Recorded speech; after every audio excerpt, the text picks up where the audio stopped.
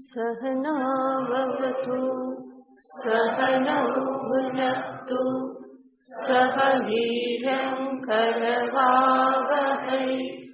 तेजस्विनावधीतमस्तु मा विद्विषावहै। ॐ शान्ति शान्ति शान्तिः। शङ्करं शङ्कराचार्यं केशवं बादरायणं सूत्रभाष्यकृतौ वन्दे भगवन्तौ पुनः पुनः। ईश्वरो गुरुरात्मेति मूर्तिभेदविभागिने व्योमवद्व्याप्तदेहाय दक्षिणामूर्तये नमः। ॐ पार्थाय प्रतिबोधितां भगवता नारायणेन स्वयं व्यासेन ग्रथितां पुराणमुनिना मध्ये महाभारतम् अद्वैतामृतवर्षिणीं भगवतीम् अष्टादशाध्यायिनीम् अम्ब त्वामनुसन्दधामि भगवद्गीते भवद्वेषिणीम्। यं ब्रह्मा वरुणेन्द्ररुद्रमरुतः स्तुवन्ति दिव्यैस्तवैः वेदैः साङ्गपदक्रमोपनिषदैः गायन्ति यं सामगाः। ध्यानावस्थिततद्गतेन मनसा पश्यन्ति यं योगिनः यस्यान्तं न विदुःसुरासुरगणा देवाय तस्मै नमः। यस्यान्तं न विदुःसुरासुरगणा देवाय तस्मै नमः।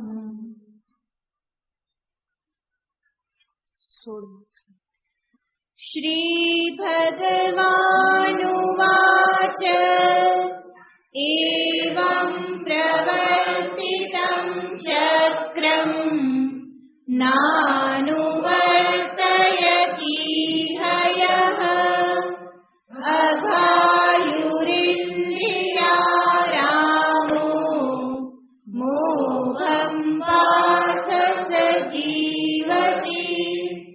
यस्त्वात्मरतिरेव स्यात् आत्मतृप्तश्च मानवः आत्मन्येव च सन्तुष्टः तस्य कार्यं न विद्यते नैव तस्य कृतेनार्थो नाकृतेनेह कश्चन न चास्य सर्वभूतेषु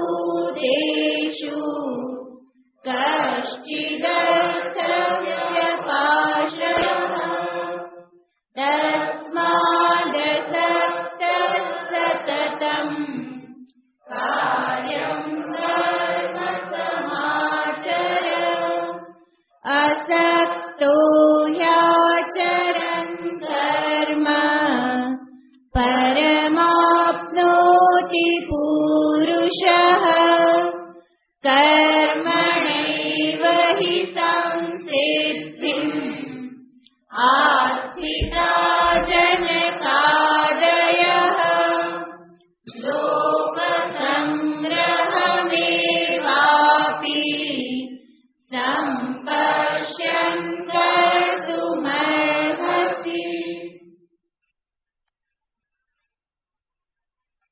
ભગવાન શ્રી કૃષ્ણચંદ્રએ અર્જુનને કર્મયોગના વિવિધ પાસાઓનો ઉપદેશ આપ્યો અને વિવિધ પ્રકારે કેવી રીતે કર્મ કરવામાં આવે તો એ કર્મયોગ બની રહે એ પણ દર્શાવ્યું.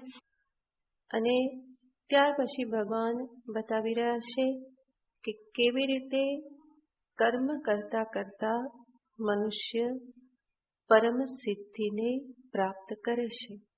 એના માટે દ્રષ્ટાંત આપવામાં આવ્યું. કર્મણી વહી સંસિદ્ધિમ આસ્થિતા જનકાદયઃ.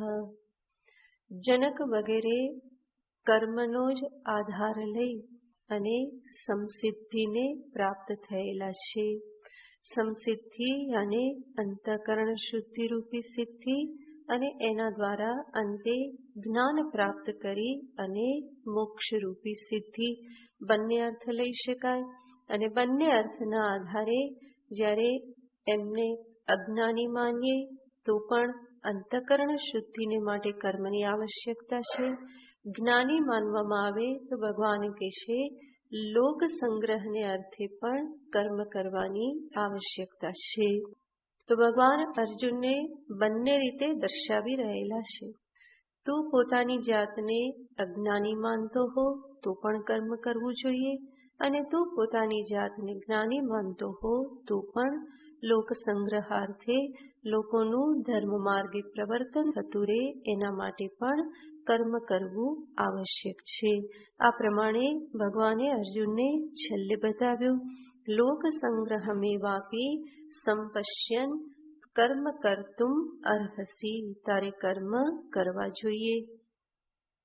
ફરી અર્જુન પૂછે કે હું કર્મ ન કરું તો શું નુકસાન?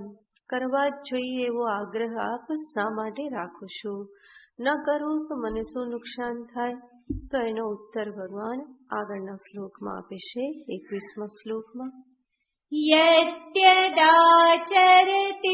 શ્રેષ્ઠઃ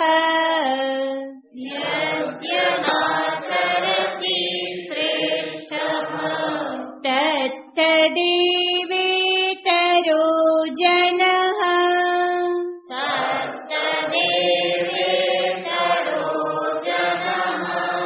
સયત્ પ્રમાણં કુરુતે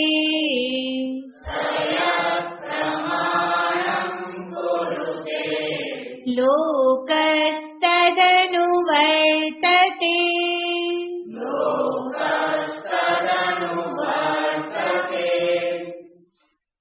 અર્જુન કે હું ન કરું તો કેમ ન ચાલે? મારે શા માટે લોક સંગ્રહને ધ્યાનમાં રાખવો જોઈએ? લોકોની દ્રષ્ટિને અથવા તો લોકોને ધર્મ માર્ગે પ્રવૃત્ત કરવાને માટે મારે શા માટે વિચાર કરવો જોઈએ? હું ન કરું તો કેમ ન ચાલે? તો ભગવાન એને એક સામાન્ય નિયમ બતાવે છે. યદ્યદા ચરતિ શ્રેષ્ઠઃ યત યત શ્રેષ્ઠઃ આચરતિ. જેનું જેનું શ્રેષ્ઠ પુરુષ આચરણ કરે છે તત તત એવ ઇતરઃ જનઃ આચરતિ. એને જ બીજા લોકો પણ અનુસરણ કરે છે, આચરણ કરે છે. સયત પ્રમાણમ કુરુતે સહ શ્રેષ્ઠઃ યત પ્રમાણમ કુરુતે. જેને પ્રમાણ તરીકે એ આગળ કરી દે છે, પોતે આચરણ કરી અને જેને પ્રામાણ્ય પ્રદાન કરી દે છે, પ્રમાણમ કુરુતે. આગળ કહેશે કે લોકઃ તદનુવર્તતે. એને જ લોક ફરી અનુસરણ કરે છે. જે આચરણ શ્રેષ્ઠ પુરુષ કરે છે એ કેવું થઈ જાય છે?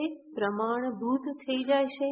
અને એ પ્રમાણભૂત આચરણને ફરી અન્ય લોકો જે છે એ પણ એનું ફરી પાછું અનુસરણ કરે છે. તો ભગવાન અર્જુનને અહીંયા બતાવવા માંગે છે કે અર્જુન, તું જે કંઈ પણ કરે એ લોકોને માટે અનુસરણીય બની રહેશે. શા માટે? કારણ કે તું સામાજિક દ્રષ્ટિએ કેવો છે? શ્રેષ્ઠ પુરુષ છે, મહાન પુરુષ છે. અનેકને માટે તું આદર્શ સમાન છે અને એટલા માટે તારી પાછળ તારું અનુસરણ કરનારા બીજા ઘણા બધા છે. આ એક સામાન્ય નિયમ છે કે મહાપુરુષનું અનેક લોકો અનુસરણ કરે છે અને એટલા માટે પણ તારે કર્મ કરવું જોઈએ. તો ભગવાન અહીંયા દર્શાવવા માંગે છે કે જે સામાન્ય મનુષ્ય જે છે એ મહાપુરુષોને જોઈ અને ધર્મનું આચરણ કરતા હોય છે. જો મહાપુરુષ ધર્મનું આચરણ નહીં કરે તો સામાન્ય જન પણ એ પ્રમાણે આચરણ નહીં કરે. સામાન્ય રીતે જે કંઈ પણ પ્રવૃત્તિ થતી હોય છે એની પાછળ બે પ્રેરક બળ હોય છે. એક તો સામાન્ય પ્રેરક બળ છે મનુષ્યના પોતાના રાગ દ્વેષ. પોતાને જે ગમે તે કરે, ન ગમે તે ન કરે, આ પ્રમાણે એક એનો સામાન્ય સ્વભાવ છે. જ્યાંથી સુખ મળ્યું એ કર્મ એ કરે, જ્યાં કષ્ટ છે, દુઃખ છે, એ કર્મથી એ દૂર ભાગે છે. તો જે કંઈ પણ કર્મ કે પ્રવૃત્તિ નિવૃત્તિ મનુષ્ય કરે છે એની પાછળ આ એક સામાન્ય પ્રેરક બળ હોય છે, રાગ દ્વેષ. એટલા માટે જ કહેવામાં આવે છે જન્મના જાયતે શૂદ્રઃ. પહેલા જે જન્મે છે એ દરેક કયા રૂપે જન્મે છે? શૂદ્ર રૂપે જન્મે છે. અને ત્યાર પછી સંસ્કાર પ્રદાન કરી અને એને દ્વિજ બનાવવામાં આવે છે. દ્વિજ અને બ્રાહ્મણ સંસ્કારથી યુક્ત કરી અને એને દ્વિજ બનાવવામાં આવે છે. બ્રાહ્મણ અને એક સારો મનુષ્ય. તો જન્મ છે તો બધા કેવી રીતે? શૂદ્ર રૂપે જ જન્મે છે. બીજા કઈ વિશેષ સંસ્કાર હોતા નથી. એટલા માટે એને ફરીને સંસ્કાર આપવામાં આવે છે કે ભાઈ આ કરાય, આ ન કરાય, આ યોગ્ય છે, આ યોગ્ય નથી, આ પ્રમાણેના સંસ્કાર એને આપવા પડે છે. તો બાળક છે ત્યાં સુધી બરાબર છે. 7-8 વર્ષની ઉંમર થાય, 10 વર્ષની ઉંમર થાય ત્યાં સુધી ચાલે. પરંતુ મોટો થયા પછી પણ જો એવો જ વ્યવહાર એ કરતો રહે તો એને સમાજ પણ સ્વીકારતો નથી. તો ધીમે એને વ્યવહારમાં સુધાર લાવવો પડે. ગમે તે કરવું ને ન ગમે તે ન કરવું, એવી રીતનો વ્યવહાર એ કોઈ આદર્શ વ્યવહાર નથી. તો રાગ દ્વેષ પ્રયુક્ત જે વ્યવહાર જે છે એવો વ્યવહાર તો પશુ પણ કરે છે. પરંતુ મનુષ્યએ પશુતામાંથી માનવતા તરફ આગળ વધવાનું છે. પશુ માનવમાંથી માનવ એને બનવાનું છે. અને એટલા માટે જ એને સર્વ પ્રકારે ધર્મનો ઉપદેશ, સર્વ પ્રકારના સંસ્કાર આ બધું મનુષ્યને માટે લાગુ પડે છે. તો રાગ દ્વેષ પ્રેરક જે પ્રવૃત્તિ જે છે એનાથી જીવનમાં વિકાસ થતો નથી. માટે ધીમે મનુષ્યએ પોતાની પ્રવૃત્તિનું પ્રેરક બળ ધર્મને બનાવવું જોઈએ. તો પ્રવૃત્તિ માટે પ્રેરક બળ, જે બીજું પ્રેરક બળ છે એ કહેવામાં આવે છે ધર્મ. અને જ્યારે હું ધર્મને સામે રાખી અને વ્યવહાર કરું તો એ જે વ્યવહાર કે કર્મ જે છે એ મારા જીવનમાં ઉન્નતિ માટેનું સાધન બને છે. મારા જીવનમાં સંયમની સ્થાપના કરી, રાગ દ્વેષને શિથિલ કરી મને પશુ માનવમાંથી માનવ એ બનાવે છે. તો ધર્મ એ પણ એક પ્રેરક બળ કહેવાય છે. અને જે જીવનમાં ધર્મને પ્રેરક બળ રૂપે સ્વીકારે એ વ્યક્તિ ખરેખર જીવનમાં ઉન્નતિને પામે છે. એટલે કે હું શું કરું? જે ધર્મ છે એ હું કરું, જે અધર્મ છે એનો હું ત્યાગ કરું. પહેલા હતું કે મને જે ગમે તે કરું, ન ગમે તે ન કરું. હવે શું થઈ જાય છે? જે કરવું જોઈએ તે કરું અને જે ન કરવું જોઈએ તે ન કરું. કરવું જોઈએ એનો અર્થ શું? જે ધર્મને અનુરૂપ છે. ન કરવું જોઈએ એનો અર્થ જે ધર્મને અનુરૂપ નથી એ હું ન કરું. એનો અર્થ જ્યાં મારા મનના ગમા અણગમા વચ્ચે આવતા નથી, પરંતુ ધર્મને સામે રાખીને પ્રવૃત્તિ થાય છે. હવે જ્યારે પ્રવૃત્તિનું પ્રેરક બળ ધર્મ હોય તો સ્વાભાવિક પ્રશ્ન થાય કે ધર્મનો નિશ્ચય કેવી રીતે થાય? તો મનુસ્મૃતિમાં કહેવામાં આવેલું છે કે ધર્મ નિશ્ચયને માટે 4 પ્રમાણ કહેવામાં આવે છે. વેદ સ્મૃતિ સદાચારઃ સ્વસ્ય ચ પ્રિયમાત્મનઃ એતત ચતુર્વિધમ પ્રાહુઃ ધર્મસ્ય લક્ષણમ. તો આ ચાર કહેવામાં આવેલા છે. શું ચાર છે? સર્વપ્રથમ કે છે વેદાહ. વેદ જે છે એ ધર્મ માટેનું મૂળ છે. વેદોખિલમ ધર્મ મૂલમ. અખિલ વેદ જે છે એ ધર્મ માટેનું મૂળભૂત પ્રમાણ છે. ભગવાન પણ અર્જુનને કહેશે તસ્માત શાસ્ત્રમ પ્રમાણમ તે કાર્યાકાર્ય વ્યવસ્થિત. કાર્ય શું કરવું જોઈએ, અકાર્ય શું ન કરવું જોઈએ, એની વ્યવસ્થામાં પ્રમાણ શું છે? તો કે વેદ એ પ્રમાણ છે. શાસ્ત્ર મૂળભૂત શાસ્ત્ર છે. વેદ શાસ્ત્ર એને પ્રમાણ તરીકે માનવામાં આવે છે. તો સર્વપ્રથમ વેદ શાસ્ત્ર એ પ્રમાણ છે. બીજું પ્રમાણ કહેવામાં આવે છે સ્મૃતિ. સ્મૃતિ કે જેનું મૂળ પણ વેદ શાસ્ત્ર જ છે. ફેર એટલો જ છે જે કંઈ પણ ઉપદેશ કે તત્વ જે છે એ વેદોક્ત જ છે, પરંતુ શબ્દ પોતાના વાપરવામાં આવે છે. તો ત્યાં વેદના શબ્દ નથી હોતા, પરંતુ તાત્પર્ય શું હોય છે? વેદનું જ તાત્પર્ય હોય છે. વેદમાં જે કંઈ પણ ઉપદેશ આપવામાં આવેલો છે એ જ ઉપદેશને સરળ રીતે વિસ્તારથી સ્મૃતિ ગ્રંથમાં ઋષિ મુનિઓ ફરી પાછા કહે છે. મનુસ્મૃતિ, યાજ્ઞવલ્ક સ્મૃતિ, પારાશર સ્મૃતિ કે પછી 18 પુરાણ, ભાગવત, આ બધું જ શું કહેવામાં આવે છે? સ્મૃતિ ગ્રંથ છે, જેની રચના મહાપુરુષો ઋષિમુનિઓ વડે કરવામાં આવેલી છે.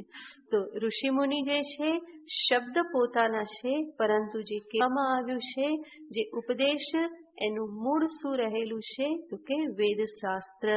જે વેદશાસ્ત્ર નથી ભણી શકતા એ ધર્મનો નિશ્ચય કેવી રીતે કરે છે? સ્મૃતિશાસ્ત્રથી કરે છે. રામાયણ વાંચે, ભાગવત વાંચે, મહાભારત વાંચે, પુરાણનું વાંચન કરે તો એમાંથી ખ્યાલ આવે કે ધર્મ શું છે, શું કરવું જોઈએ, શું ન કરવું જોઈએ. જેમ વેદ બતાવે છે સત્યમ વદ, તું સત્ય બોલ. આ સત્યમ વદ એનું જ વિસ્તારથી નિરૂપણ હરિશ્ચંદ્ર ઉપાખ્યાન છે. હરિશ્ચંદ્ર હંમેશા શેનું પાલન કરે છે? તો કે એ સત્યનું પાલન કરે છે. તો સત્યમ વદ, આ જે વેદ શાસ્ત્ર એનો જ વિસ્તાર શું છે? હરિશ્ચંદ્રનું આખ્યાન છે. એ જ વેદ કે છે માતૃદેવો ભવ, પિતૃદેવો ભવ. તો એનું જ વિસ્તારથી આખ્યાન છે શ્રવણોપાખ્યાન, કે જે શ્રવણે શું કર્યું? માતા પિતાની સેવા કરી. તો જે મૂળભૂત ઉપદેશ વેદનો, પરંતુ એને જ વિસ્તારથી સ્મૃતિ ગ્રંથોમાં દર્શાવવામાં આવ્યો છે. તો સ્મૃતિ ગ્રંથોથી પણ ધર્મનો નિશ્ચય થાય છે. ત્રીજું પ્રમાણ કહેવામાં આવે છે સદાચાર. સદાચાર અને સત્પુરુષોનો આચાર, આચરણ. શિષ્ટાચાર, શિષ્ટ પુરુષ, સત્પુરુષ જે આચરણ કરે છે એનાથી પણ ધર્મનો નિશ્ચય થાય છે. તો દરેક વ્યક્તિ વેદાધ્યયન કે સ્મૃતિ આદિ ગ્રંથોનો અભ્યાસ કરી શકતી નથી, એવું સામર્થ્ય પણ નથી, સમય પણ નથી. તો એવી વ્યક્તિઓ કોઈ શ્રેષ્ઠ પુરુષ, સત્પુરુષને જોઈ અને એના વ્યવહારથી ધર્મનો નિશ્ચય કરે છે.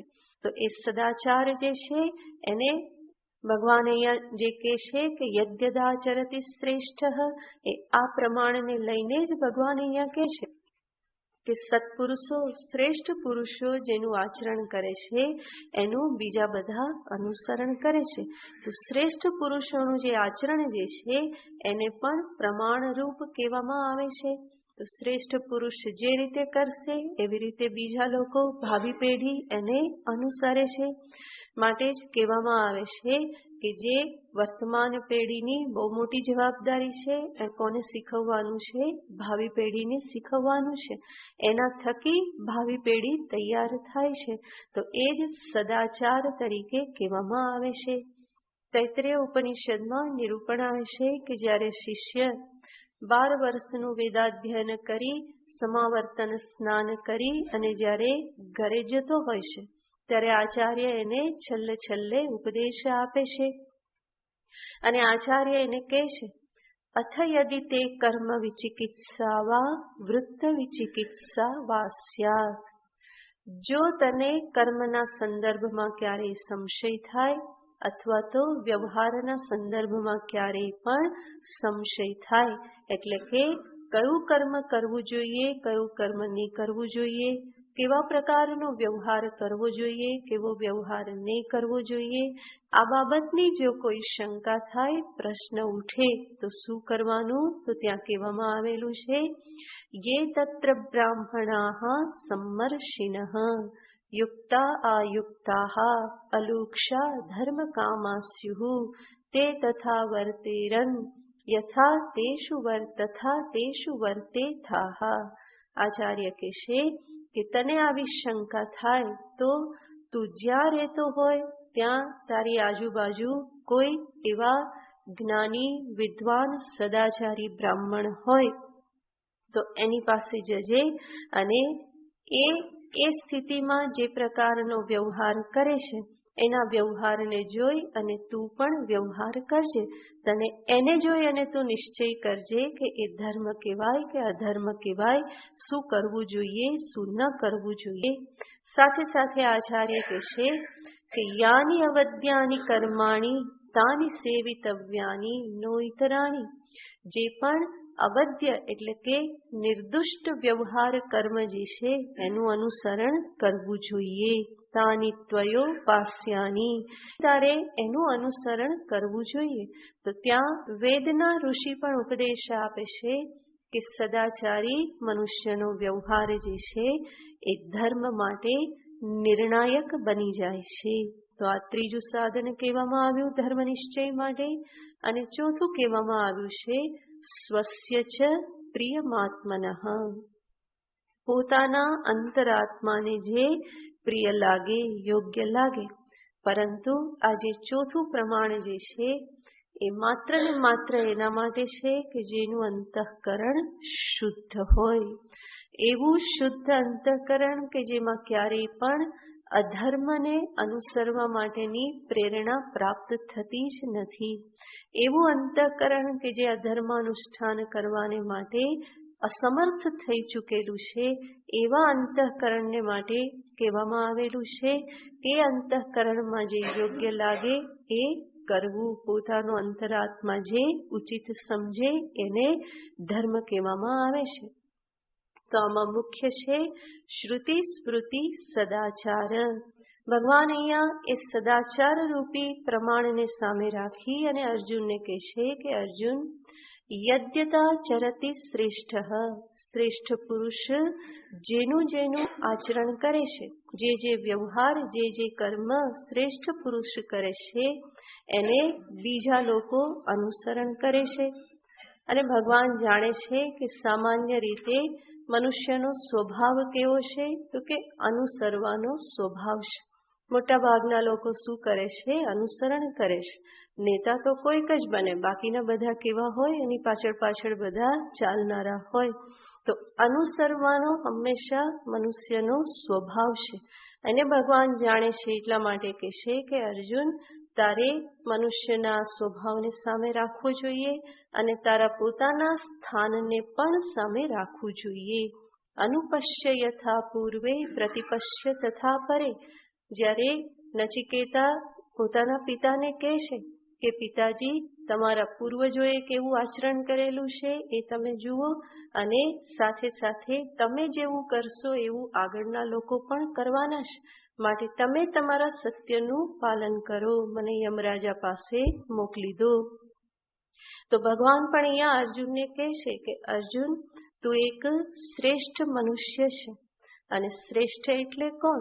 શ્રેષ્ઠનો અર્થ નહીં કે જેના વાળ સફેદ થઈ ગયેલા છે, વૃદ્ધ થઈ ગયેલો છે, પરંતુ શ્રેષ્ઠનો અર્થ જેણે સમાજમાં એક આદર્શ સ્થાપિત કરી દીધેલો છે, અનેક લોકોના માટે જે આદર્શ રૂપ બની ચૂકેલ છે, એવો એક ધર્મનિષ્ઠ પુરુષ જે છે એ શ્રેષ્ઠ કહેવામાં આવે છે. અને અર્જુન સમાજમાં આવું સ્થાન ધારણ કરીને બેઠેલા છે. માટે ભગવાન કહેશે કે અર્જુન, તું જરા પણ બેજવાબદાર બની નહીં શકે. તારા ઉપર સમાજની બહુ મહાન જવાબદારી છે. તારું થોડુંક પણ વિપરીત કર્મ જે છે એ સમાજને ઘણો બધો વિપરીત દિશામાં લઈ જઈ શકે એમ છે. સામાન્ય મનુષ્ય કંઈ ભૂલ કરે તો એ ભૂલને બહુ ગણકારવામાં આવતી નથી, પરંતુ મહાન મનુષ્ય નાની પણ ભૂલ કરે તો એને મોટી ગણવામાં આવે છે. શા માટે? કારણ કે એની નાની ભૂલ પણ સમાજ ઉપર બહુ મોટી અસર કરતી હોય છે, જ્યારે નાના પુરુષની મોટી ભૂલ પણ એવી બધી કોઈ અસર કરતી નથી. માટે ભગવાન અર્જુનને કહેશે કે અર્જુન, તું શ્રેષ્ઠ પુરુષ છે, માટે તારે સમાજને ધ્યાનમાં રાખવો જોઈએ. એટલા માટે સંતો કહેતા હોય છે કે વ્યક્તિ કદાચ પોતાના જીવનને બગાડે તો સમજી શકાય, પરંતુ સમાજને બગાડવાનો કોઈને પણ અધિકાર નથી. એ બહુ મોટી જવાબદારી છે. તો સમાજમાં કંઈ પણ ગંદકી ફેલાવી દેવી, સમાજમાં કંઈ પણ ગરબડ ઊભી કરી દેવી, કંઈ વિપરીત માન્યતાઓ ઉત્પન્ન કરી દેવી, એ કોઈ પણ રીતે યોગ્ય નથી. તો મહાપુરુષની જવાબદારી થઈ જાય છે કે હંમેશા ધર્મને અનુરૂપ આચરણ કરે, બહુ સાવધાની સાથે આચરણ કરે, કારણ કે એને વર્તમાન સમાજ અને ભાવિ સમાજ પણ અનુસરવાનો છે. અને જ્યારે પાછળ અનુસરનારા ઘણા બધા હોય ત્યારે જે લીડર જે છે એની બહુ મોટી જવાબદારી થઈ જાય છે. અન્યથા અંધેન એવ નિયમાના યથાંધાહા. લીડર જો અંધ હોય તો એનો કબો પકડીને પાછળ આખી લાઈન ચાલી રહી હોય, એ જો ખાડામાં પડે તો બાકીના બધા પણ ખાડામાં પડે છે. માટે જે મહાન હોય, શ્રેષ્ઠ હોય, એને હંમેશા સમજી વિચારી અને કર્મ કરવાનું હોય. તો ભગવાન અહીંયા અર્જુનને કહેશે કે અર્જુન, તું કઈ સામાન્ય વ્યક્તિ નથી. સમાજમાં તું એક આદર પ્રાપ્ત થયેલ વ્યક્તિ છે. અર્જુનનું નામ સમાજમાં કેટલું મોટું છે. બલકી મહાભારત યુદ્ધનો આધાર કોના ઉપર માનવામાં આવે છે? અર્જુન ઉપર માનવામાં આવે છે. તો એ કોઈ સામાન્ય વ્યક્તિ તો નથી. અને અર્જુને ઘણા મહાન કર્મ કરેલા છે. તો એવા એક આદર્શ અર્જુનને માટે ભગવાન કહેશે કે તું મહાન છે, તારે એને અનુરૂપ વ્યવહાર કરવો જોઈએ. આમ તો જોઈએ તો દરેક વ્યક્તિ પોતાના સ્થાનમાં કોઈના ને કોઈના માટે મહાન હોય જ છે. માટે દરેક વ્યક્તિએ બહુ સમજદારી સાથે કર્મ કરવું જોઈએ. બાળકને માટે એના માતા પિતા હંમેશા મહાન હોય છે. વિદ્યાર્થીને માટે શિક્ષક હંમેશા મહાન હોય છે.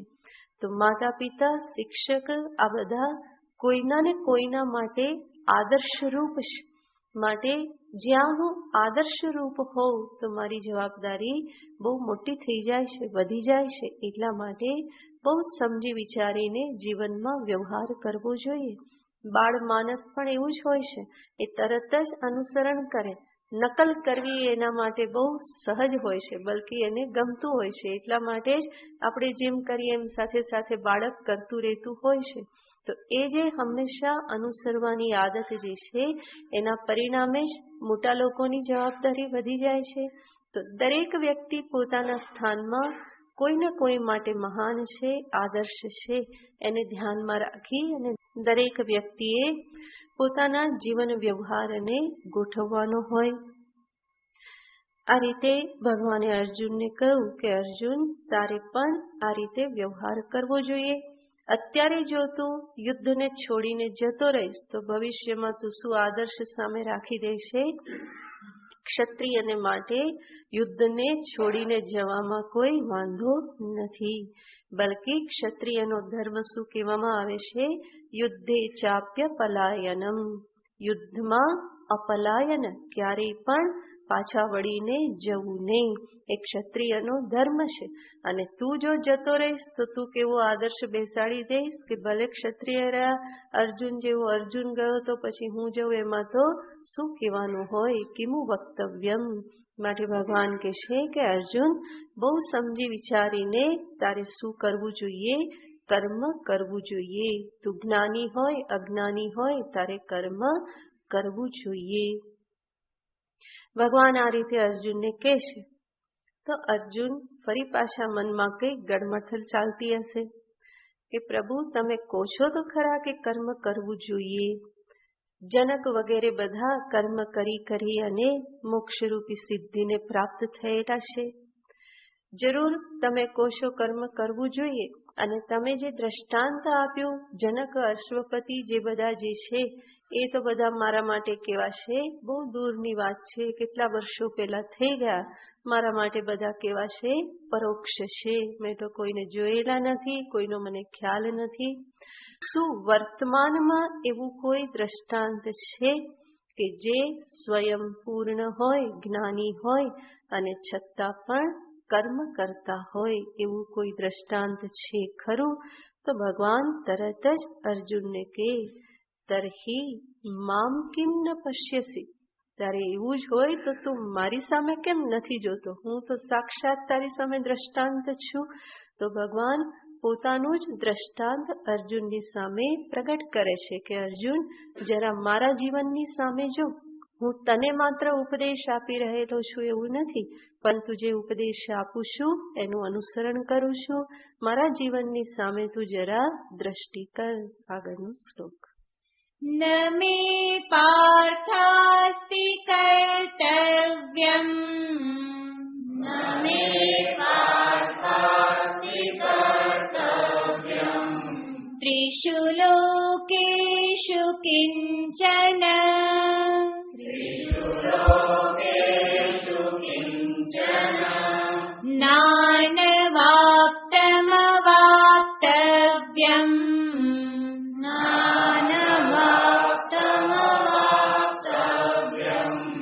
વર્ત એવ ચ કર્મણિ.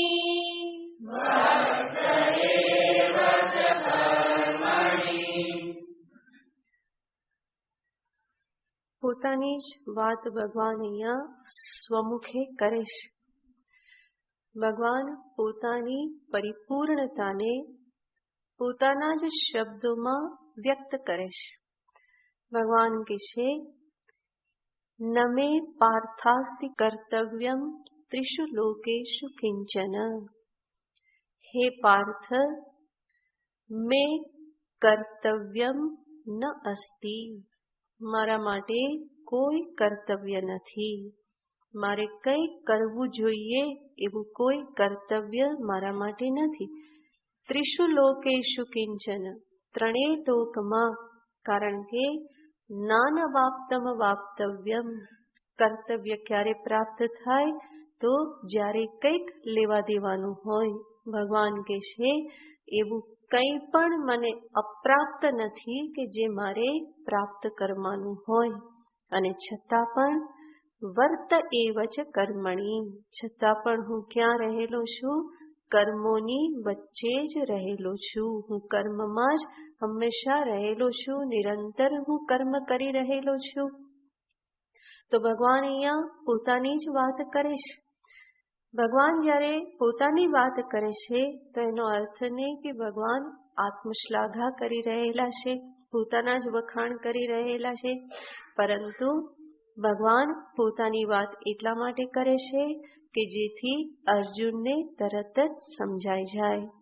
અનેક વખત આચાર્ય ગુરુ જે છે એ પોતાની વાત, પોતાનું દ્રષ્ટાંત, પોતાના વ્યવહારની વાત, પોતાના જીવનની વાત શિષ્યની સામે કરતા હોય કે જેથી કરીને એ જલ્દી સમજી જાય. એક દ્રષ્ટાંત આદર્શ પૂરો પાડવાને અર્થે એ પોતાની પણ વાત કરતા હોય.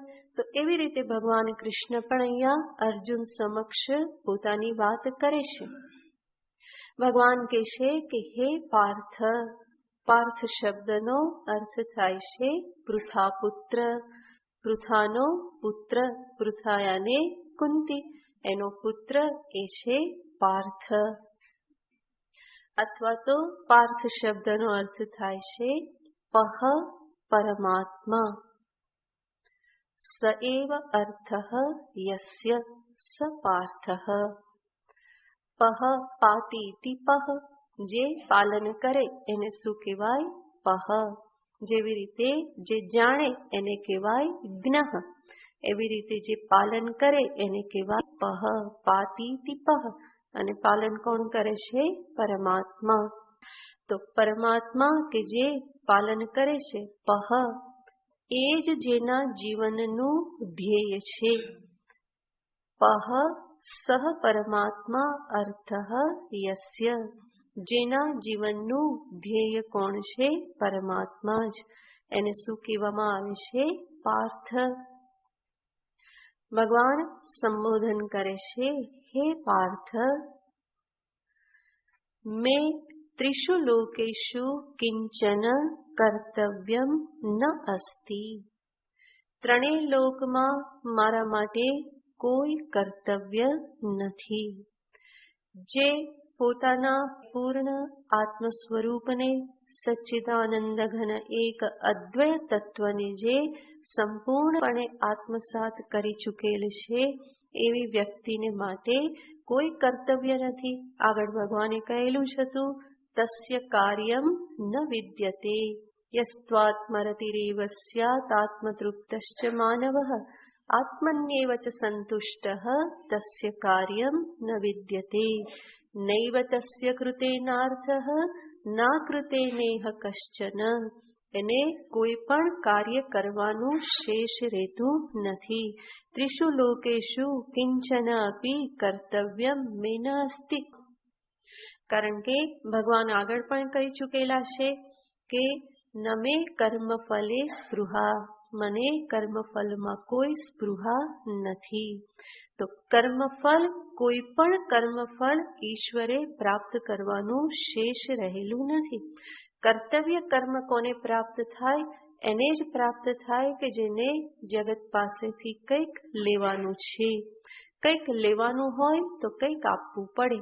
જ્યારે કંઈ લેવાનું શેષ નથી રહ્યું તો આપવા માટેનું, કરવા માટેનું કોઈ બંધન પણ પછી બાકી રહેતું નથી. તો એવી પોતાની પરિપૂર્ણ અવસ્થા જે છે એને ભગવાન અહીંયા પ્રગટ કરે છે કે છે અર્જુન, મારી સમક્ષ જરા તું નજર નાખ. મારું કોઈ કર્તવ્ય કર્મ ત્રણેય લોકમાં બાકી રહેલું નથી. શા માટે? નાનવાપ્તમ વાપ્તવ્યમ. કોઈ કર્મ આ જગતમાં નથી, મારે કઈ લેવા દેવા નથી, એવું ભગવાન કોઈ જગતનો તિરસ્કાર કરીને કે ઘૃણા સાથે નથી કહેતા. પરંતુ શેના આધારે કહેશે? પોતાની પરિપૂર્ણ સ્થિતિના આધારે કહેશે. ભગવાનને માટે એવું નથી કે દ્રાક્ષ ખાટી છે માટે નથી જોઈતી. આખું જગત જે છે ભગવાનના વશમાં છે. એને જે જોઈએ તે પ્રાપ્ત કરી શકે એમ છે. અને છતાં પણ ભગવાન શું કહેશે? નાનવાપ્તમ વાપ્તવ્યમ. મારી પાસે એવું કંઈ પણ અપ્રાપ્ત નથી કે જેને મારે પ્રાપ્ત કરવાનું હોય, અને એટલા માટે મારું કોઈ કર્તવ્ય નથી.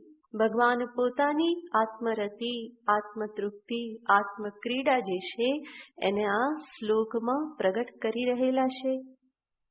આ રીતે પરિપૂર્ણતાને પ્રાપ્ત હોવા છતાં પણ ભગવાન કહે છે, વર્ત એવ ચ કર્મણી. છતાં પણ હું શું કરું છું? કર્મ કરી રહેલો છું.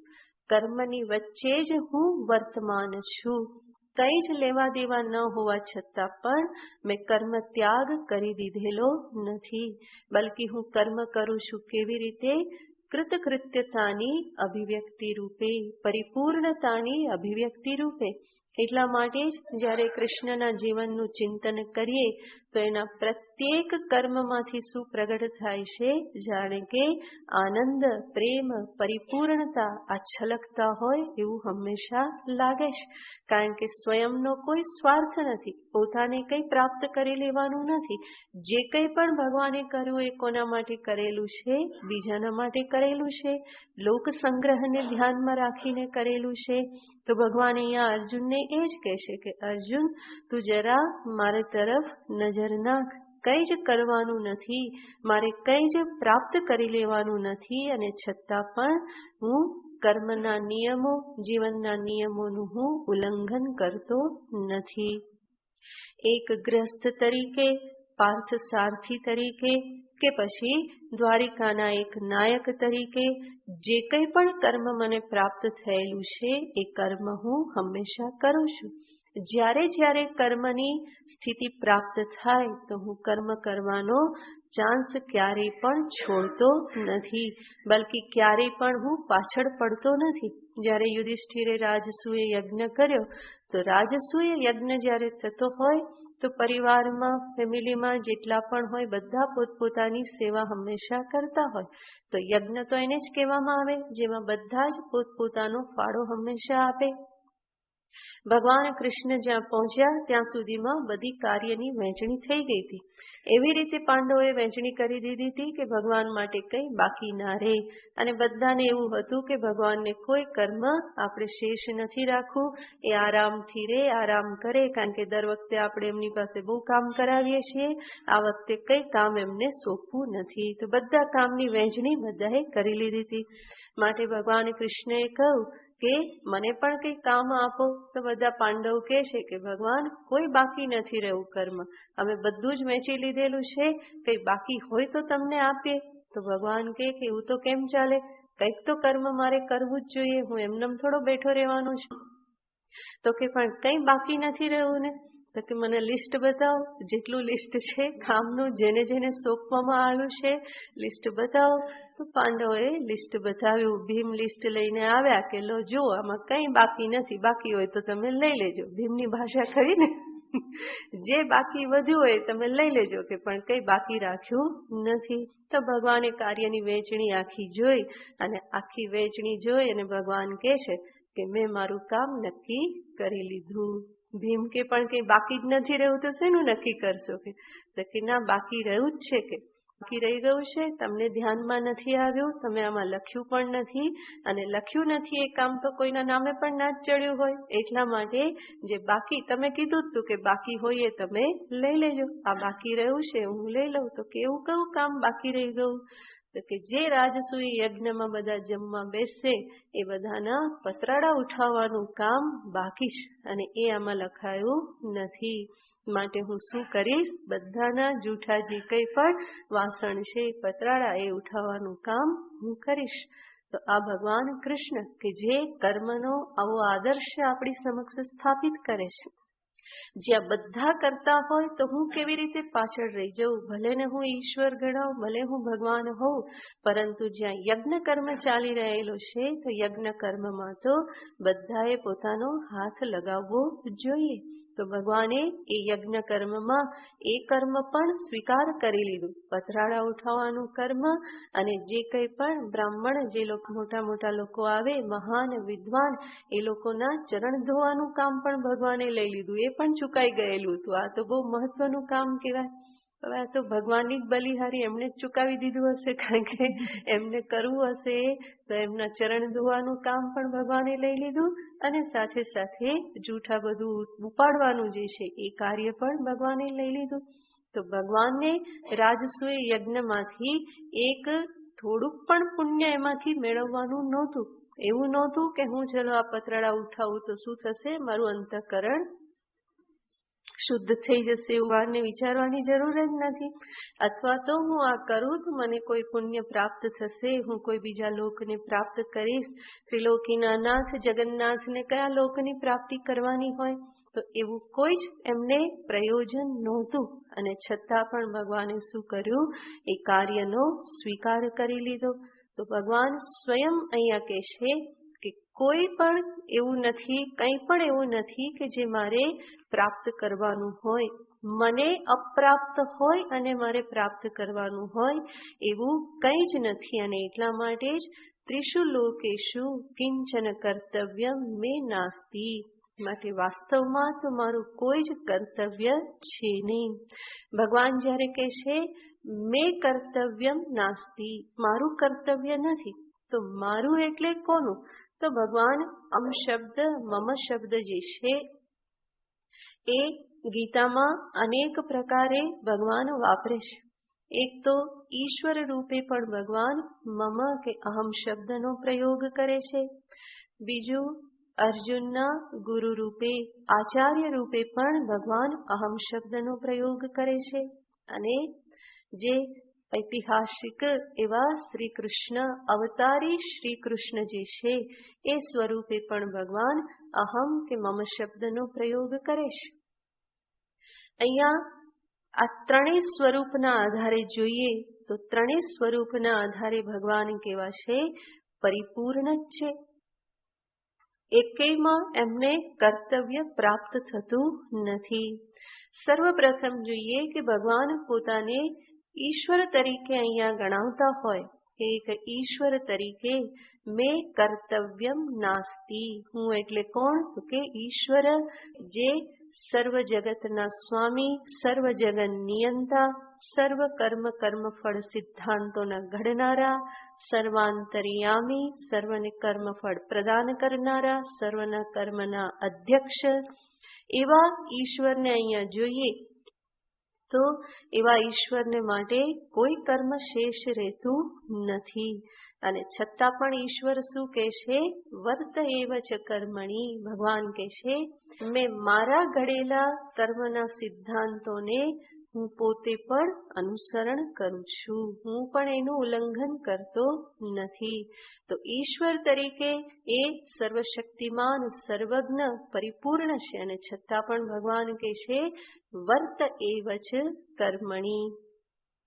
એટલું જ નહીં, અર્જુનના ગુરુ તરીકે, આચાર્ય તરીકે ભગવાન જો કીધા હોય તો એક આચાર્ય તરીકે ભગવાન કેવા છે? શ્રોત્રિય બ્રહ્મનિષ્ઠ આચાર્ય છે. અને બ્રહ્મનિષ્ઠ પરિપૂર્ણ આત્મ સ્વરૂપમાં જે નિષ્ઠ જે છે તસ્ય કાર્યમ ન વિદ્યતે. એના માટે પણ કોઈ કાર્ય શેષ રહેતું નથી. અને છતાં પણ ભગવાન શું કહે છે? વર્ત એવ ચ કર્મણી. છતાં પણ હું કર્મમાં પ્રવૃત્ત છું. અને ત્રીજું, અવતારી કૃષ્ણ રૂપે. તો અત્યારે જે સામે જે છે કોણ છે? અવતારી કૃષ્ણ છે, જેણે કૃષ્ણ અવતાર ધારણ કરેલો છે. એ અવતારી કૃષ્ણ રૂપે પણ ભગવાન કહી શકે કે મેં કર્તવ્યમ નાસ્તિ. મારું કોઈ કર્તવ્ય નથી. કારણ કે નાનવાપ્તમ વાપ્તવ્યમ, મારે કંઈ પણ પ્રાપ્ત કરવાનું બાકી નથી. એટલા માટે અર્જુન, અત્યારે પણ તારો રથ હાકીને મારે કંઈ મેળવી લેવાનું નથી. દ્રૌપદીના ચીર પૂરીને મારે કંઈ મેળવી લેવાનું નથી. પાંડવોના સર્વ દુઃખ વખતે ઉપસ્થિત થઈ બધા કાર્ય પાર પાડી મારે કંઈ મેળવી લેવાનું નહોતું. કંસ વધ કરીને પણ કંઈ મેળવી લેવાનું નહોતું. જરાસંઘ વધ કરીને પણ મારે કંઈ મેળવી લેવાનું નહોતું. તો ભગવાન સ્પષ્ટ રૂપે પોતે જે કંઈ પણ કરેલું છે એમાં એ સ્પષ્ટ રૂપે શું બતાવે છે? સ્વયંનો કોઈ સ્વાર્થ નથી, સ્વયંનું કોઈ પ્રયોજન નથી. અને છતાં પણ ભગવાન કહે છે કે વર્ત એવ ચ કર્મણી. અર્જુન, હું કર્મની વચ્ચે જ છું. કરીને કંઈ મેળવવાનું નથી, ન કરીને કંઈ ગુમાવવાનું નથી. ભગવાન કહે છે આ પરિપૂર્ણ સ્થિતિ મેં પ્રાપ્ત કરેલી છે. જનક, અશ્વપતિ તને ન દેખાતા હોય તો હું તો તને દેખાઉં છું ને. હું તને દેખાઉં છું અને તું મને બહુ પહેલેથી જાણે છે કે મારે પ્રાપ્ત કરવામાં શું બાકી રહી ગયેલું છે. કયો ધન વૈભવ પ્રાપ્ત કરવાનો છે, કઈ પ્રતિષ્ઠા સત્તા મારે પ્રાપ્ત કરવાના છે. દ્વારિકાના વૈભવની પાસે બીજો બધો વૈભવ ઝાંખો પડી જાય છે.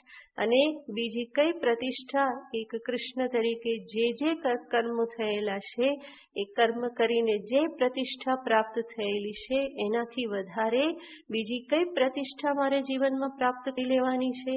અને છતાં પણ વર્ત એવ ચ કર્મણી. છતાં પણ હું શું કરું છું? કર્મની વચ્ચે જ હું વર્તમાન છું. જ્ઞાની અને અજ્ઞાનીના કર્મની પાછળ જે ઉદ્દેશ્ય હોય છે એના સંદર્ભમાં વિચાર કરીએ તો અજ્ઞાની જે છે એ કર્મ ક્યારે કરે? તો બે સ્થિતિ હોય. કરીને એને કંઈક મેળવવાનું હોય અને ન કરીને કંઈક ગુમાવવાનું હોય, ત્યારે એ કર્મ કરે. અને એ કર્મ ક્યારે ન કરે? તો કે ન કરીને કંઈક મેળવવાનું હોય ને કરીને કંઈક ગુમાવવાનું હોય, તો એના કરવા પાછળ ન કરવા પાછળ સર્વત્ર શું રહેલું હોય છે? હિસાબ રહેલો હોય છે. જ્યારે ભગવાન કહેશે મારે કરવા ન કરવા પાછળ કોઈ હિસાબ નથી, અને છતાં પણ વર્ત એવ ચ કર્મણી, હું કર્મની વચ્ચે જ વર્તમાન છું, કર્મ હું કરી રહેલો છું. મહાપુરુષ દ્વારા, જ્ઞાની દ્વારા પોતાના કર્તવ્ય કર્મની પૂર્તિ સહજ રીતે થાય છે. વાસ્તવમાં એનું કોઈ કર્તવ્ય નથી, પરંતુ એ એવી રીતનું જીવન જીવે છે કે એનાથી એના કર્તવ્યનું સહજ રીતે પાલન થઈ જાય છે. દેહને જીવ ભાવ જ્યારે હતો ત્યારે જે રીતનું કર્તવ્ય હતું એનું પાલન સહજ રીતે થઈ જાય છે. અત્યારે કોઈ કર્તવ્ય ન હોવા છતાં પણ જે સાધક છે એ પોતાના કર્તવ્યનું પાલન સાવધાની સાથે કરે છે, પ્રયત્નપૂર્વક કરે છે. અને જે અજ્ઞાની પામર વ્યક્તિ જે છે એ કર્તવ્યનું પાલન સ્વાર્થ હોય તો કરે, અને નહીં તો એમાંથી એ છટકબારી શોધે છે હંમેશા. બીજા કોઈ કરી દે તો સારું, ન કરવું પડે તો સારું, એવા પ્રકારની વૃત્તિ રહેશે. ભગવાન અહીંયા કહેશે કે અર્જુન, વાસ્તવમાં મારું કોઈ કર્તવ્ય નથી, અને છતાં પણ હું એવી રીતનું જીવન જીવું છું કે જેથી કરીને જે કંઈ પણ કર્તવ્ય સામે ભાષિત થાય છે એનું પાલન સહજ રીતે થઈ જાય છે. કંઈ પ્રાપ્ત કરવાનું નથી. અર્જુન કહે કે પ્રભુ કંઈ પ્રાપ્ત કરવાનું નથી તો પછી કરો છો શું કરવા? શાંતિથી બેસી જાઓ ને શા કે આટલી બધી દોડાદોડી કરો છો? તો ભગવાન કહેશે કે અર્જુન, કરવું પડે. તને ખબર પડતી નથી હું શા માટે કરું છું, તો હું તને બતાવું શા માટે કરું છું. આગળનો શ્લોક. યદિયહં ન વર્તેયં, યદિયહં ન વર્તેયં, જાતુ કર્મણ્યતન્દ્રિતઃ, જાતુ કર્મણ્યતન્દ્રિતઃ, મમ વર્ત્માનુવર્તન્તે, મમ વર્ત્માનુવર્તન્તે, મનુષ્યાઃ પાર્થ સર્વશઃ, મનુષ્યાઃ પાર્થ સર્વશઃ. ભગવાન કહેશે કે અર્જુન, તને હમણાં મેં જે ઉપદેશ આપ્યો, યદ્યદાચરતિ શ્રેષ્ઠ, એ મને પણ લાગુ પડે છે. અને માટે યદિ અહમ ન વર્તેયમ, જો હું કર્મ ન કરું તો શું થાય? જાતુ કર્મણી અતંદ્રિતઃ, હું કર્મમાં જો આળસ કરું અને કર્મ ન કરું તો મમ વર્તમાનું વર્તન્તે મનુષ્યા પાર્થ સર્વસઃ, બધા મનુષ્યો કોને અનુસરણ કરવાના છે? મારા જ માર્ગને અનુસરણ કરવાના છે. કારણ કે હું જાણું છું સમાજમાં મારું શું સ્થાન છે. જેવી રીતે તને મેં કહ્યું કે તું શ્રેષ્ઠ છે માટે તારે કરવું જોઈએ, એ જ વસ્તુ કોને લાગુ પડે છે? મને પોતાને પણ લાગુ પડે છે. માટે ભગવાન કહે છે કે યદિ અહમ ન વર્તેયમ, જો અર્જુન હું કર્મ નહીં કરું, હું વ્યવહારમાં નહીં રહું, મારું કર્તવ્ય કે મને પ્રાપ્ત જે કર્મ પરિસ્થિતિમાં જે કર્મ પ્રાપ્ત થાય છે એમાં હું જો કર્મનું આચરણ નહીં કરું, અને જાતુ કર્મણી અતંદ્રિતઃ, અને જો કદાચ કર્મણી અતંદ્રિતઃ યદિ અહમ ન વર્તેયમ, કર્મમાં તંદ્રાને છોડીને એટલે કે આળસ પ્રમાદને છોડીને જો હું કર્મમાં પ્રવૃત્ત ન થઉં તો શું થાય? લોકો પણ કર્મ નહીં કરે. કારણ કે બધા શું વિચારશે, કૃષ્ણએ આવું કર્યું હતું માટે આપણે પણ એવું જ કરવાનું, કૃષ્ણએ નહોતું કર્યું માટે આપણે નહીં કરવાનું. તો આગળ હંમેશા કોને ધરી દેવામાં આવશે? કૃષ્ણને ધરી દેવામાં આવશે. અમે તો બધા એને અનુસરનારા, એ કરે એમ અમે કરીએ, એને ના કર્યું તો અમે ના કર્યું. અને મોટે ભાગે આપણે જોયું એમ મનુષ્યનો સ્વભાવ અનુસરણ કરવાનો છે. વ્યવહારમાં પણ જોઈએ તો જે પ્રમાણે કરવાનું કહેવામાં આવે એ પ્રમાણે કરતા નથી, પરંતુ જે પ્રમાણે મહાપુરુષ કરે તો એની નકલ તરત કરે. માટે ઘણી વખત કહેવામાં આવતું હોય કે જે કરે એ પ્રમાણે નહીં કરવાનું, પરંતુ શું કરવાનું હોય કે એ પ્રમાણે કરવાનું હોય. માટે કૃષ્ણના જીવન માટે પણ કહેવામાં આવે છે કે કૃષ્ણની લીલાઓ કેવી છે? અનુસરણીય નથી. અનુસરણ કોનું કરવાનું? રામજીનું કરવાનું. એ સેફ છે, બહુ સલામત છે.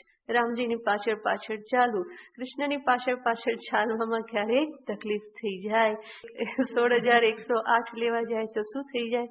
એકને માંડ સાચવતા હોય ત્યાં બીજાને ક્યાં કરવા જવાનું. તો એવી રીતે કૃષ્ણને અનુસરણ કઠણ થઈ જાય છે. છતાં પણ કૃષ્ણ કહે છે કે મમ વર્તમાનું વર્તન તે, કારણ કે જાણે છે કે મોટે ભાગે હું ઉપદેશ આપું એવું નહીં કરે, પરંતુ કેવું કરે છે? નકલ કરવામાં હંમેશા મનુષ્ય કેવો છે? પાવરદો છે.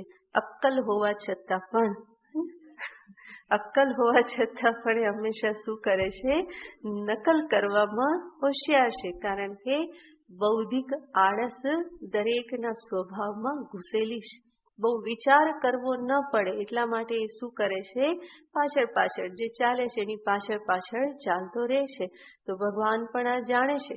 માટે ભગવાન કહે છે કે અર્જુન, જો હું નહીં કરું તો મારી પાછળના તો બધા તૈયાર જ છે બેસી જવા માટે. આખું યાદવ કુળ કેવું છે?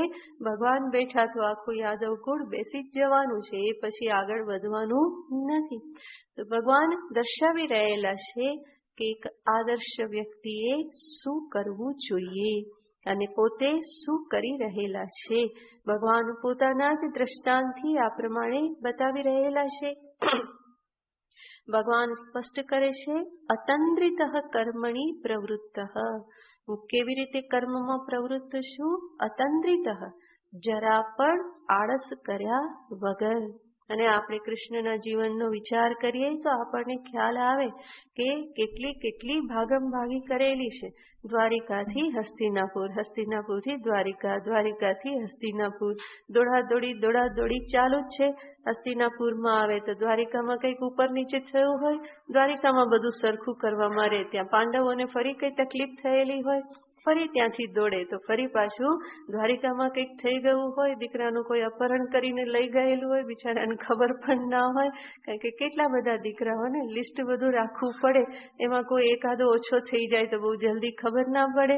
ફરી પાછા નારદજી નારાયણ નારાયણ કરતા આવે ને ભગવાનને એક બે સંભળાવી દે, આટલા બધા છે, તમને ક્યાંથી ખબર પડે એક ઓછો થાય તો? કે જાઓ પેલું ઉપાડી ગયું છે, તો અનિરુદ્ધને કોઈ લઈ ગયેલું છે. તો ફરી પાછા ખબર આપે તો ફરી ભગવાને ભાગવું પડે, પાંડવોને છોડીને ફરી પાછા ત્યાં જાય. ત્યાં ફરી પાછું અહીંયા કંઈક બીજું થઈ ગયેલું હોય, દુર્વાસા મુનિ આવી ગયા અને ત્યાં દ્રૌપદી યાદ કરે કે પ્રભુ લાજ રાખો, તો ફરી પાછું ભાજીનું પાંદડું ખાવા ક્યાંથી ક્યાં દોડવું પડે, છેક દ્વારિકાથી ફરી વનમાં પાંડવો પાસે પહોંચવું પડે. શેના માટે? એક પાંદડું ખાવાને માટે. અને એ પાંદડું પાછું એમણે બચાવીને રાખવું પડે, કારણ કે નહીં તો દ્રૌપદી તો બધું અક્ષય પાત્ર ધોઈ નાખેલું હતું, પણ પાંદડું ભગવાન બચાવીને રાખે, પાછું એ ખાવા આવી જાય, જેથી કરીને દુર્વાસાની સેનાની આખી તૃપ્તિ થઈ જાય, બીજી કોઈ તકલીફ ના પડે.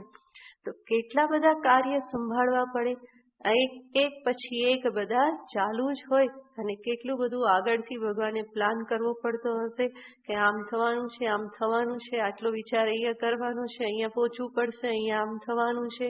તો કેટલી બધી અતંદ્રા જોઈએ. જો થોડી પણ સાવધાની ન હોય, થોડીક પણ આળસ હોય તો એમાં બધે ગરબડ થઈ જાય.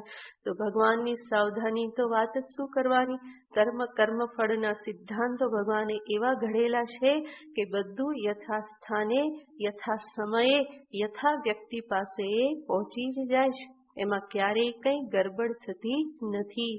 પોસ્ટ આમથી તેમ થઈ જાય, આપણી કોરિયર આમથી તેમ જતું રહે, પરંતુ ભગવાનની કોરિયર સિસ્ટમ એટલી સરસ છે કે ક્યારેય કોઈનું કર્મફળ ક્યારેય બીજાની પાસે પહોંચતું નથી. જ્યારે જેને જ્યારે તે પ્રાપ્ત થવાનું હોય ત્યારે ભગવાન એને એ પ્રાપ્ત કરાવી જ દેશે.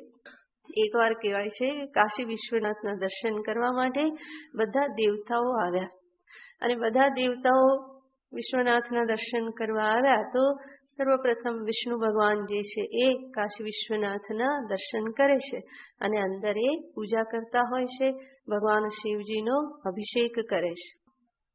લાઈનમાં ઊભા હતા બધા. ભગવાન વિષ્ણુ પછી યમરાજનો વારો હતો, તો યમરાજ પાછળ ઉભેલા હતા, તો ભગવાન વિષ્ણુ શિવજીનો અભિષેક કરતા હતા.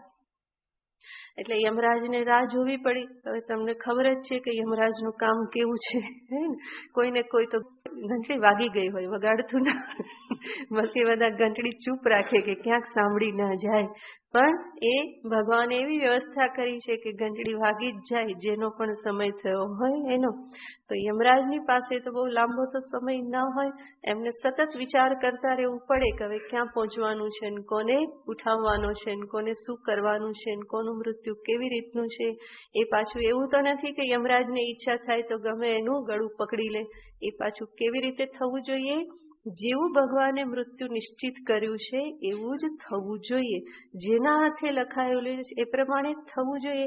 એટલા માટે તો ભગવાન કૃષ્ણએ જરાસંઘને માર્યા નહોતા, કારણ કે એનું મૃત્યુ કોના હાથે હતું? ભીમના હાથે હતું. માટે ભગવાને એની સાથે 17 વખત યુદ્ધ થયું છતાં પણ ભગવાને એમનો નાશ નહીં કર્યો. તો ભગવાન સ્વયં પોતાના ઘડેલા નિયમોનું પાલન કરે છે.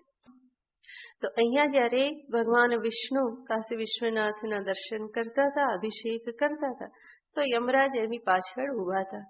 અને યમરાજની જ્યાં એક દ્રષ્ટિ પડી તો ખૂણામાં એક કબૂતર બેઠું હતું, અને યમરાજે એના સામે તાકીને જોયું. હવે યમરાજના સ્મરણ માત્રથી બીપી વધી જતું હોય, એની સામે યમરાજ તાકીને જુએ, ઘુરકીને જુએ તો થાય શું? એને થાય કે ગયા, હવે આપણો તો વારો નિશ્ચિત છે. તો કબૂતરની સામે આવી રીતે યમરાજે જોયું, આમ તાકીને બરાબર જોયું તો પેલું કબૂતર તો બિચારું સાવ હવાઈ ગયું. એને થયું કે હવે આપણે ગયા. પણ એટલી વારમાં ભગવાન વિષ્ણુજીએ પૂજા પૂરી કરી દીધી, અને પૂજા પૂરી કરી અને યમરાજ અંદર જતા હતા. તો ત્યાં થયું શું કે ગરુડ પણ સાથે હતા, અને ગરુડને પણ વિચાર આવ્યો કે પ્રભુને આટલી બધી વાર કેમ લાગી ગઈ. તો એ કેમ વાર લાગી ગઈ એ જોવા માટે ગરુડે પોતાની ડોક જે છે અંદર કરી. ડોક અંદર કરી તો એને પેલું કબૂતર દેખાઈ ગયું, અને એને થયું કે આ બિચારું કેમ આટલું બધું દુઃખી છે. તો એણે પૂછ્યું કે ભાઈ શું થઈ ગયું, કેમ તું આટલું બધું નિરાશ છે, દુઃખી છે? એટલે કબૂતર કે ભાઈ શું કરું, આ યમરાજે મારી સામે જોઈ લીધું છે, અને એ પણ કે બહુ તાકીને જોઈ લીધેલું છે. તો હવે ગરુડની તો પ્રજા કહેવાય ને, બધા પક્ષીઓ, ગરુડ બધા પક્ષીના રાજા છે. એટલે તરત જ એને મદદ કરવા માટે તૈયાર થઈ ગયા. એ કહે છે કે તું મારા પર બેસી જા કે, અને કે હું તને એવી જગ્યાએ લઈ જાઉં કે લોકાલોક પર્વત પર લઈ જાઉં, કે ત્યાં બેસાડી દઉં, કે ત્યાં યમરાજ નહીં પહોંચે કે. એટલે ગરુડે એ કબૂતરને પોતાની પાંખ પર બેસાડી દીધું. અને ગરુડ તો અરિષ્ટનેમી છે ને, એની ગતિને કોઈ રોકી નથી શકતું. એ તો ક્ષણમાં ક્યાંય પહોંચી જાય, રોકેટથી પણ વધારે ફાસ્ટ ગતિ છે, તો ક્ષણમાં પહોંચી જાય. તો લોકાલોક પર્વત પર કબૂતરને બેસાડી દીધું કે હવે આ શાંતિથી બેસ, યમરાજ અહીંયા આવવાના નહીં કે. અને ફરી પાછા ક્યાં પહોંચી ગયા ગરુડજી? વિષ્ણુ પાસે પહોંચી ગયા. કારણ કે વિષ્ણુ ભગવાનની પૂજા પૂરી થઈ હતી ને, પાછા એમને વૈકુંઠ લઈ જવાના છે. તો પાછા જ્યારે ગરુડજી આવ્યા તો હાંફી ગયા હતા, એકદમ જ શ્વાસ ચડી ગયો હતો, કારણ કે જલ્દી કામ કરીને આવ્યા ને. એટલે યમરાજ ફરી પૂજા કરીને નીકળ્યા તો આ ગરુડજી હાંફતા હતા. એટલે યમરાજે પૂછ્યું કે ભાઈ કેમ, શું છે, આટલા બધા કેમ હાંફો છો? કે તો ગરુડ કે શું કરું યમરાજ, કે તમારી દ્રષ્ટિ જેના પર પડે એના હાલ કેવા થાય છે કે. એટલે યમરાજ કે વાત સાચી, પણ કે તમે તો મારા ક્ષેત્રમાં નથી આવતા, કે તમે તો વિષ્ણુનું વાહન છો, તમને હું ક્યાં કંઈ કરવાનો, તમે શું કરવા હાંફી ગયા? કે ત્યારે એમણે કહ્યું કે પેલા કબૂતર પર તમારી દ્રષ્ટિ પડી ગઈ હતી ને તો બિચારું બહુ દુઃખી હતું અને કે એ તો મારી પ્રજા કહેવાય એટલા માટે કે તમે એની સામે બહુ ગુરકીને જોયું હતું તો ગભરાઈ ગયું હતું અને એટલે કે હું એને લોકાલોક પર્વત પર મૂકી આવ્યો કે એ શાંતિથી ત્યાં રહે ને. તો ત્યારે યમરાજાએ કહ્યું કે હાશ, કેમ હાશ? તો યમરાજા કે હવે મને નિરાશ થઈ ગઈ. કેમ નિરાશ થઈ? તો કે મેં એના સામે એટલા માટે જોયેલું હતું કે મેં જ્યારે વિચાર કર્યો તો મને લાગ્યું કે આ કબૂતરનું હમણાં કલાક પછી તો મૃત્યુ છે અને કલાક પછી મૃત્યુ પાછું કોનાથી છે? બિલાડીથી છે. અને બિલાડી પાછી ક્યાંની? લોકાલોક પર્વતની.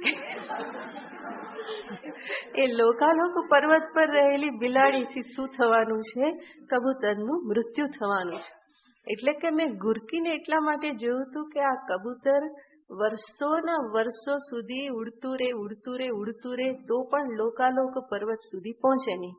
અને પેલી બિલાડી ત્યાંથી ચાલતી રહે, દોડતી રહે તો પણ એ આકાશી વિશ્વનાથ સુધી પહોંચે નહીં. એટલે મને થયું કે આ 1 કલાકમાં બધું થશે કેવી રીતે? ભગવાન કે ખરા છે આવા નિયમ ઘડે છે. હવે 1 કલાકમાં ક્યાં લોકાલોકની પેલી બિલાડી ને ક્યાં કબૂતર, બંનેનો સંયોગ કેવી રીતે થશે, કેવી રીતે મૃત્યુ થશે, આ બધું હું કે વિચારમાં હું એની સામે ઘુરકી જોતો હતો. તમે ભગવાનનું કામ કરી દીધું ને, બિલાડીનું કામ એ થઈ ગયું હશે, કબૂતરનું કામ એ થઈ ગયું હશે. તો આ શું છે? અતંદ્રિત. મૂળ વાત એ હતી કર્મણી અતંદ્રિત. ભગવાન જે પણ નિશ્ચય કરે છે એની વ્યવસ્થા એ પહેલેથી બધી કરતા જાય છે. તો એમની યોજના કેવી છે? જેનું જ્યાં પણ મૃત્યુ, જે પ્રકારે જેને જે ફળ મળવાનું છે એ ફળ જરા પણ આમ તેમ થયા વગર, જરા પણ હલ્યા વગર એને પ્રાપ્ત એ ક્ષણે એ સ્થાનમાં એના થકી એને એ પ્રાપ્ત થઈ જાય છે. તો ભગવાન કહે છે કર્મણી અતંદ્રિત વર્ત એવ. અતંદ્રિત મારું કાર્ય જે છે જગતની ઉત્પત્તિ, સ્થિતિ, સંહાર, કર્મફલ પ્રદાન, આ બધું મારું કાર્ય છે અને એ કાર્ય હું હંમેશા કરતો જ રહું છું તંદ્રા રહિત રીતે. કારણ કે જો હું કામ છોડી દઉં, કર્મ છોડી દઉં તો મનુષ્ય પણ કર્મ છોડી દેશે અને એ કોઈ પણ રીતે એના માટે ઉપકારક નથી. આગળનું પછી ઓમ પૂર્ણમદ પૂર્ણમિદં પૂર્ણાત પૂર્ણમુદચ્યતે પૂર્ણસ્ય પૂર્ણમાદાય પૂર્ણમેવાવશિષ્યતે. ઓમ શાંતિ શાંતિ શાંતિ. હરિ ઓમ શ્રી ગુરુભ્યો નમઃ. હરિ ઓમ. 173 પાના પર ભક્તિ ધૂન મચાવતારા દેહ મંદિરમાં. ભક્તિ ધૂન મચાવતારા દેહ મંદિરમાં. પ્રભુ ધૂન મચાવતારા દેહ મંદિરમાં. પ્રભુ ધૂન મચાવતારા દેહ મંદિરમાં. આ મંદિરિયાનો છે રચનારો કડિયો કામણગારો. આ મંદિરિયાનો છે રચનારો કડિયો કામણગારો. એની કળાતણો નહીં પાર, એની કળાતણો નહીં પાર તારા દેહ મંદિરમાં. એની કળાતણો નહીં પાર, એની કળાતણો નહીં પાર તારા દેહ મંદિરમાં. ભક્તિ ધૂન મચાવતારા દેહ મંદિરમાં. મંદિરમાં ભક્તિ ધૂન મચાવ તારા દેહ મંદિરમાં. ઠેર ઠેર ટેકા મૂક્યા, દ્વારો પણ ના ચૂક્યા. ઠેર ઠેર ટેકા મૂક્યા, દ્વારો પણ ના ચૂક્યા. થાતો તેજ તણો અંબાર, થાતો તેજ તણો અંબાર, તારા દેહ મંદિરમાં.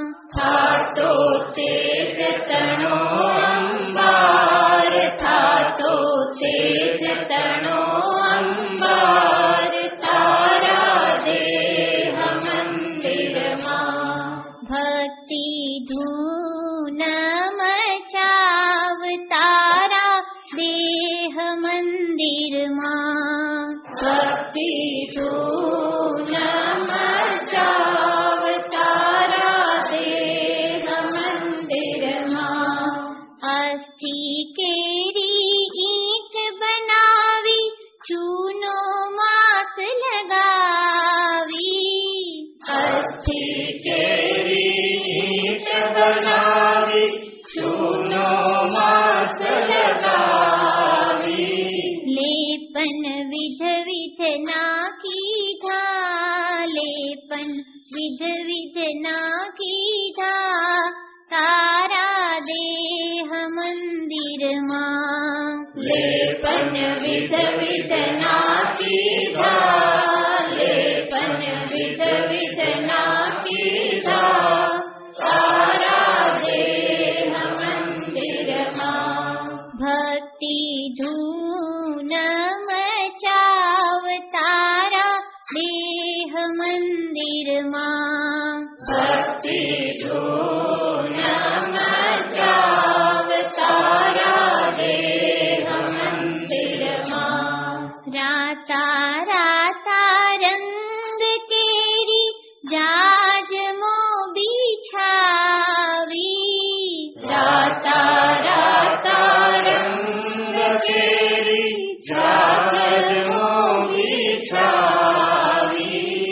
આસન અંતરના પધરાવ્યા, આસન અંતરના પધરાવ્યા, તારા દેહ મંદિરમાં. આસન અંતરના પધરાવ્યા, આસન અંતરના પધરાવ્યા, તારા દેહ મંદિરમાં. ભક્તિ ધૂન મચાવ તારા દેહ મંદિરમાં. ભક્તિ ધૂન મચાવ તારા દેહ મંદિરમાં. નોબત નાડીઓની વાગે, ઢોલ ધબકારા બાજે. નોબત નાડીઓની વાગે, ઢોલ ધબકારા વાગે.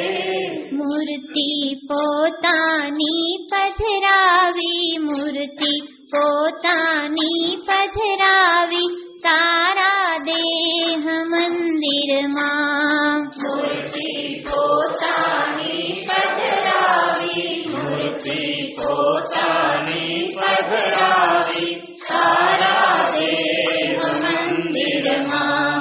ભક્તિ ધૂન મચાવ તારા દેહ મંદિરમાં. ભક્તિ ધૂન મચાવ તારા દેહ મંદિરમાં. પ્રભુ ધૂન મચાવ તારા દેહ મંદિરમાં. પ્રભુ ધૂન મચાવ તારા દેહ મંદિરમાં. તારા દેહ મંદિરમાં. તારા દેહ મંદિરમાં.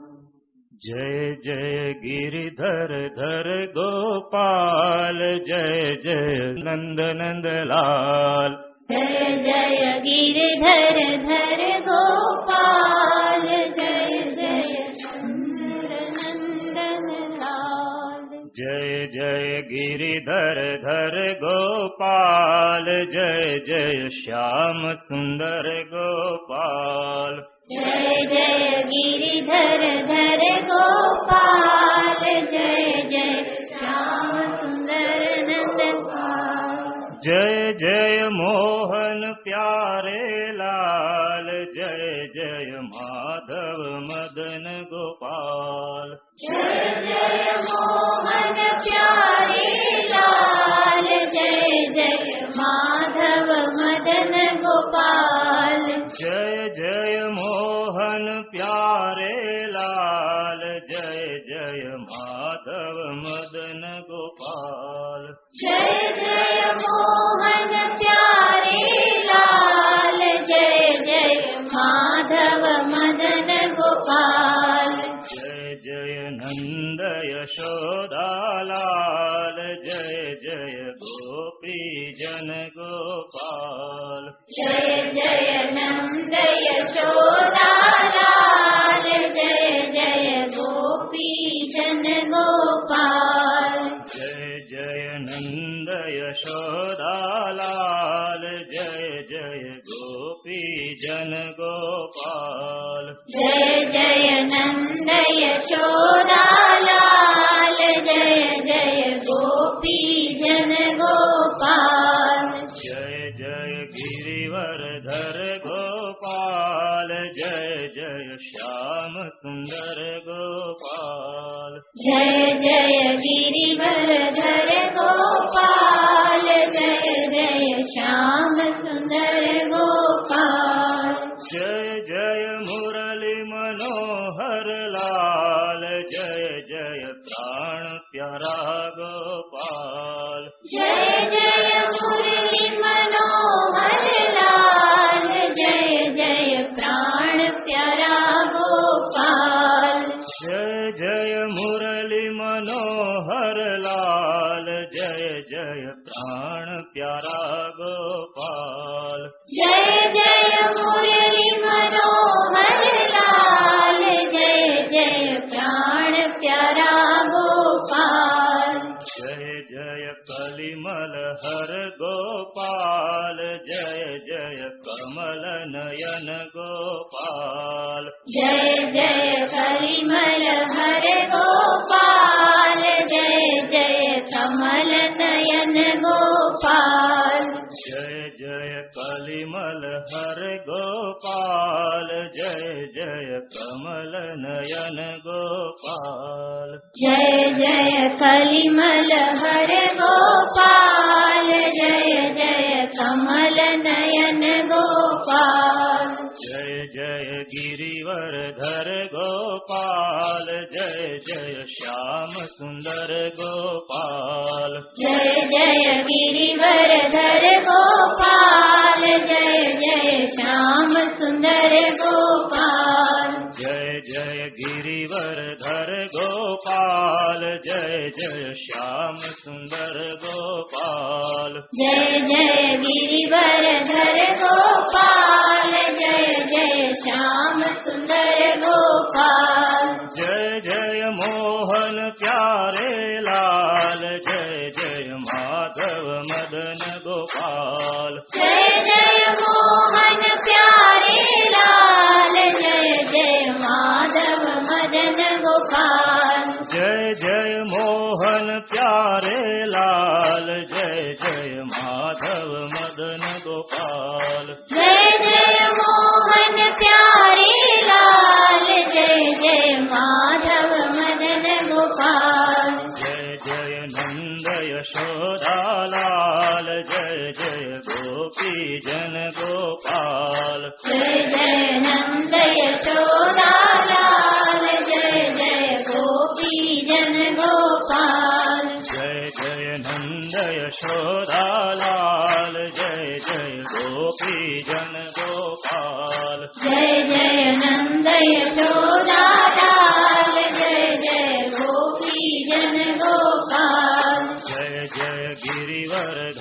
गोपाल जय जय श्याम सुंदर गोपाल जय जय गिरिवरधर गोपाल जय जय श्याम सुंदर गोपाल जय जय मुरली मनोहर लाल जय जय प्राण प्यारा गोपाल जय जय मुरली मनोहर लाल जय जय प्राण प्यारा गोपाल जय जय मुरली मनोहर लाल जय जय प्राण प्यारा गोपाल जय जय मुरली मनोहर लाल जय जय प्राण प्यारा गोपाल जय जय कलिमल हर गोपाल जय जय कमल नयन गोपाल जय जय कलिमल हर गोपाल जय जय कमल नयन गोपाल जय जय कलिमल हर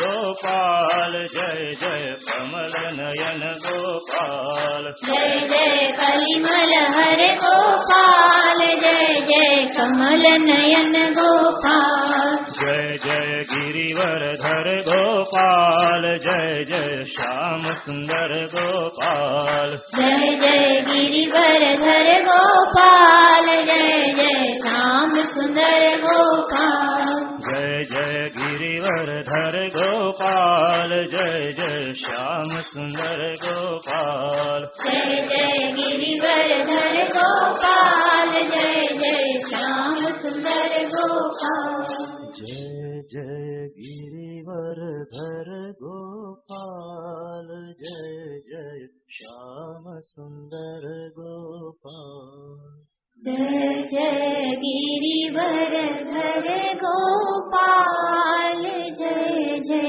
श्याम सुंदर गोपाल श्री कृष्णचंद्र भगवान की जय राजा रामचंद्र भगवान की जय श्री कृपाधि महादेव की जय सद्गुरुदेव की जय नमः पार्वती पतये हर हर महादेव।